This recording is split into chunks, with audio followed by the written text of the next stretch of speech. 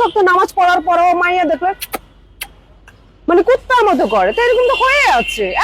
নারী নারীর মতো চলবে, আপনি পুরুষ পুরুষের মতো চলে। এই আপুটা কি বলছে শুনছেন না? পুরুষ বলে নামাজ পড়ে আইলে বলে সুম্মা সুম্মি করে নারী দেখলে। ওনার মধ্যে আছেটা কি? ওনার মধ্যে কি আছে? নারীর কি আছে? উনি বলছে যে পুরুষ পুরুষের মতো চলবে, নারী নারীর মতো চলবে। হ্যাঁ, কথাটা ঠিক আছে, কিন্তু উনি ফরি রয়েছে তো পুরুষের গেঞ্জি, তারপরে নাই মাথার চুল, নারীর তো মাথার চুল থাকে, তারপরে সেলার কামিজ থাকে কিংবা বোরকা থাকে।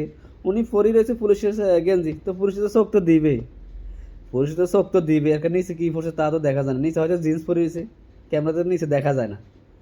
তো নারী যদি নারীর মতো চলে, পর্দা করি, তাহলে তো কেউ তার চোখ দিবে না। চলে যদি গঞ্জি গঞ্জি পরে এইভাবে এইভাবে, তো তার মাঝে চোখ দিবে অবশ্যই। হ্যাঁ, কথা আছে না, আমার আমার দামরা আমি ছাড়ে দিছি, তোমার দামটি তুমি মানে বাঁধি রাখো।